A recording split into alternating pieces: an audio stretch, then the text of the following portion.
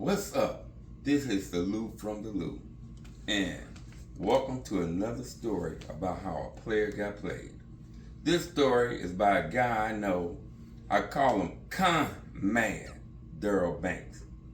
Daryl is the type of con man where he would fake his businesses.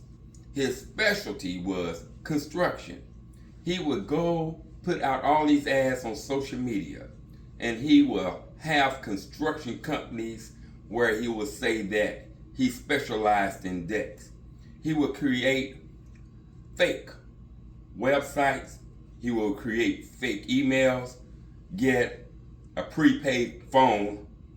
He would get those mats that you put, or those magnets that you put on the side of your door, so when he pull up in his truck, everything coincides. And what he would specialize in with the construction, he would always build decks. And people would call, and he would set up all these appointments. But how he would get over is that he would always wear a disguise. Now, when Daryl comes around, he's telling everybody that he's from Huntsville, Alabama. You see, I was born and raised there. When daddy ran off, me and my mom took me and my brothers and sisters up here to Mobile, Alabama. Then, after that, we went and got in business with my uncle. That's how I got into the construction business. Came up here to St. Louis, Missouri, chasing a little gal, but when get up here, she left me. But, you know, that's all water under the bridge. But what I'm telling you is this, that I'm the best you ever gonna come across for building them decks. Now, I know that you told me you want a double deck, what's 24 by 24. You want two of them, that's gonna be about $8 grand right there. And now what Daryl will also do is that he'll have people tell him things like, my construction business, I'm the jack of all trades, the master of them all. There is no job out here that's too big or too small. So if people had other problems, like say, if they had an electrical problem, he'd go in a electrical box in there, taking things apart, acting like you know what he's doing, having them going upstairs, running around, turning on, turning off lights, tell them he'd give them a price. He'd tell them if something's wrong with your plumbing, he'd have them in there flushing the toilets. He'd go in there and he'd tell them things like, okay, I see your problem. What you got going on here is that your light is coming from your leak of mine, is coming from your tube.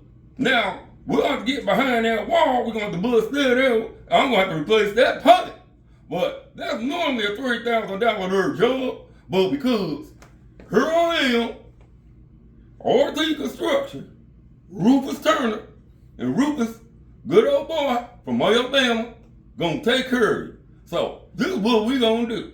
Instead of $13,000 that I might normally charge you, because that could be a lot of other things you go into it, we just gonna make it a flat out to you.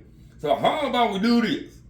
Just give me a money order or some cash, and for $5 grand, Rufus Turner gonna take care of you.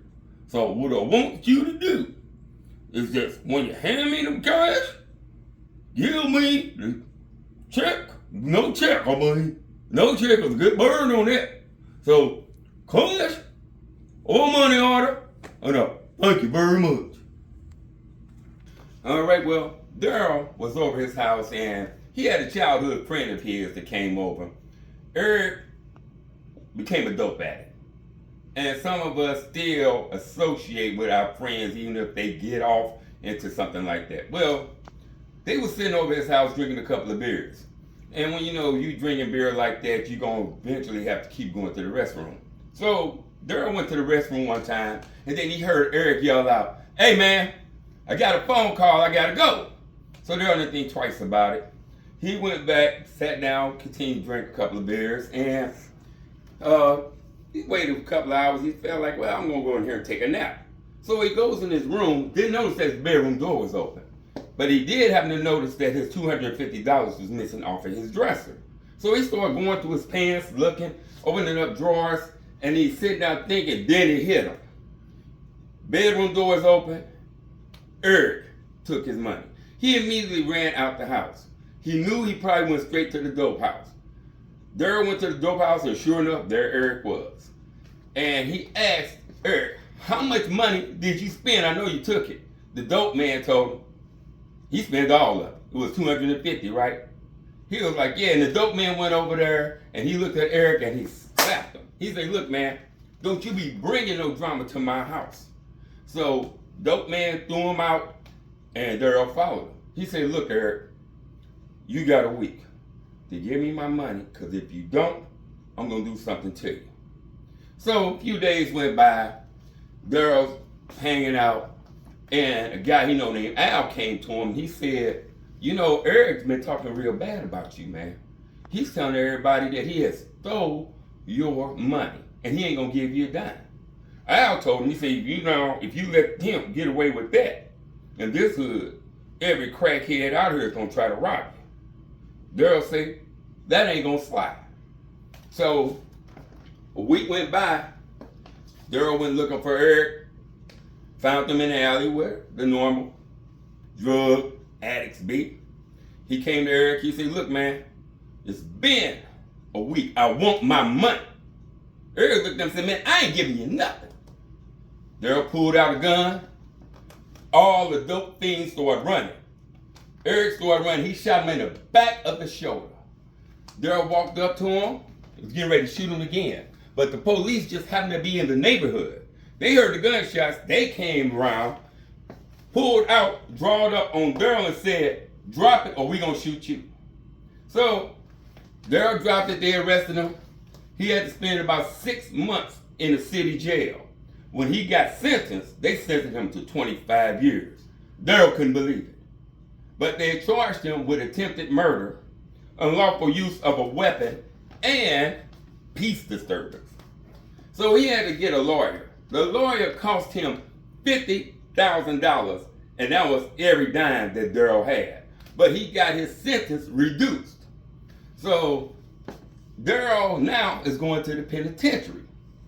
And he wasn't in there one day until a guy, another inmate, walked up to him, pulled that Fleece Johnson on him, and looked at him and said, hey, look, man, let me talk to you for a minute. I like you, and I want you.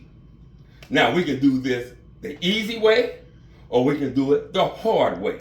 The choice is yours. Daryl said, the hard way. Took off on him. Daryl said he knocked him down.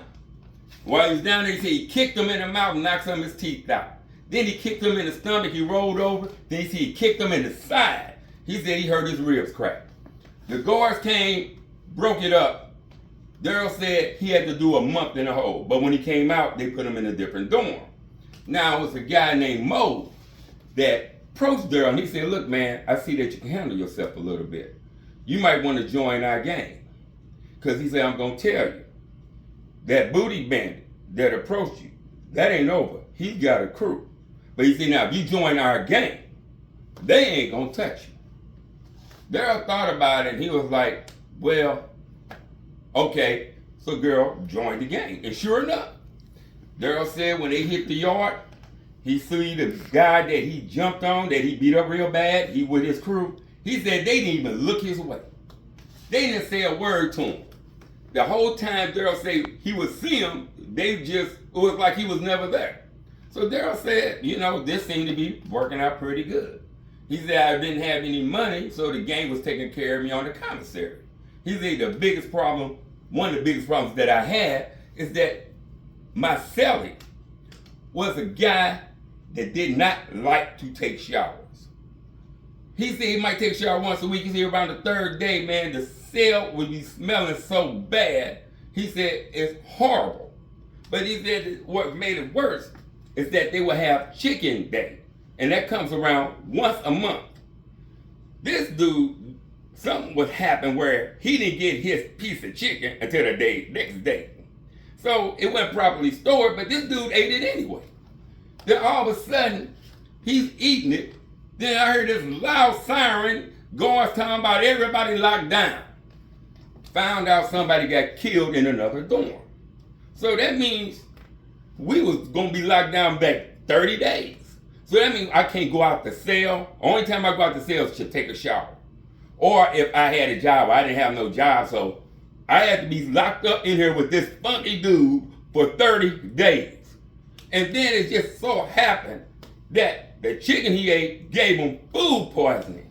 Now it's bad enough, he's already stinking up the room. Now he's farting and shitting everywhere. And then he's like, man, I just can't stand it. I mean, he's like, man, I'm crying. Water is coming out my eyes. I got a pillow. I got it in my face like this. And he said it was just unbearable. He said it was hot. There's no fans, no ventilation. You're in the cell, there's no window. It was nothing I can do. But he said it took about 20, 25 minutes. The smell kind of went away. Then it was chow time, but we can't go chow, so they bring it to us. So they slid the food to the door. He said, man, I was really hungry. Then all of a sudden, this dude got to start farting and he got to go shit again. He said, man, can you please hold it? He was like, I can't do it. He said, man, I couldn't even eat the food because the food was tasting like the room was smelling. And he said, man, after them 30 days, I went to the guards to ask them would they put me in another cell. They wouldn't do it, so I went to the head man, the high-ranking gang member. He did it.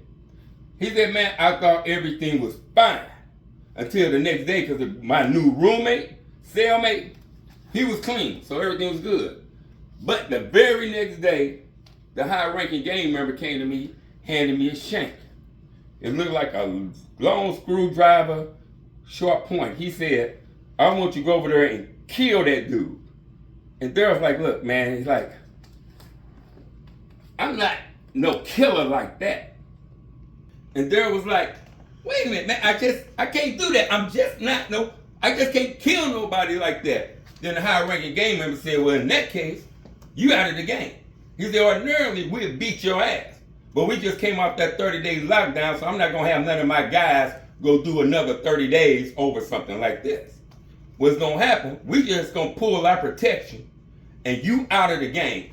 And the high-ranking gang member made an announcement to everybody. He said, if you see anybody doing anything to him, do not help, do not get involved. He's on his own.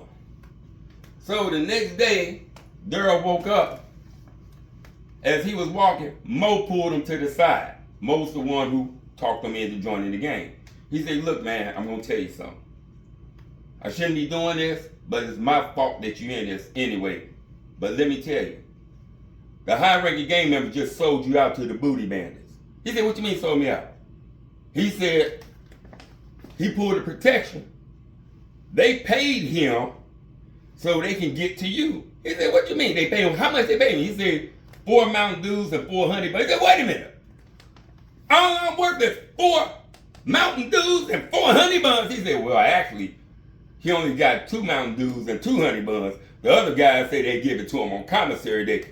Daryl was like, where the high-ranking gang member? I'm going to kick his ass. Mo said, you ain't got time for that.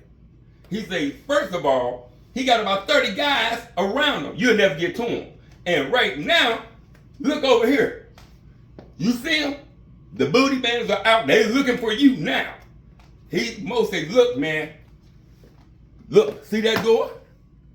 That's where the guard is. You better go there, knock on that door, and say you fear for your life. You go now. And as Daryl started inching towards the door, and the booty bandits are like looking around, they're like, there he is. And so Daryl's like, running. And they coming over here. He running. As they coming down the steps, Daryl's like, I fear for my life, I fear for my life. Guards open up the door, and they're like 2 or 3 yards away from him. Daryl walks through the door. Daryl told me, he said, man, I had to spend the next 4 years, 4 months, 16 days in 23 and 1. 23 hours locked in my cell. I get to go outside for 1 hour. He said, man, that was the worst time of my life. He said, when I finally got out of there, I realized that karma is real. Instead of being revengeful, I said, man, that I lost everything. Over $250. My condo was paid for. My Corvette was paid for. I spent every dime I had in the bank to get my sentence reduced. And they took everything because I couldn't pay the taxes on the condo. And so everything that was inside the condo, the garage, they auctioned it all off. I have right now absolutely nothing. But the one most important thing that I do have is my life. Because I can get another condo, I can get another vet, I can build up my bank account. But I almost lost over $250 that I never even got back. I was 2 or 3 yards away from losing my life.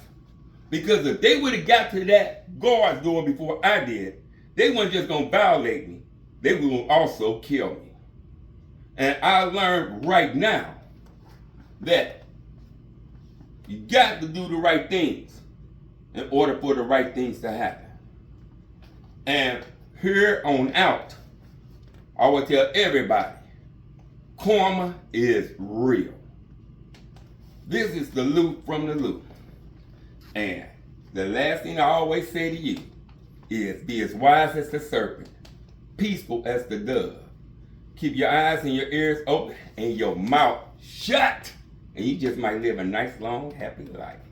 Thank you for watching and good night.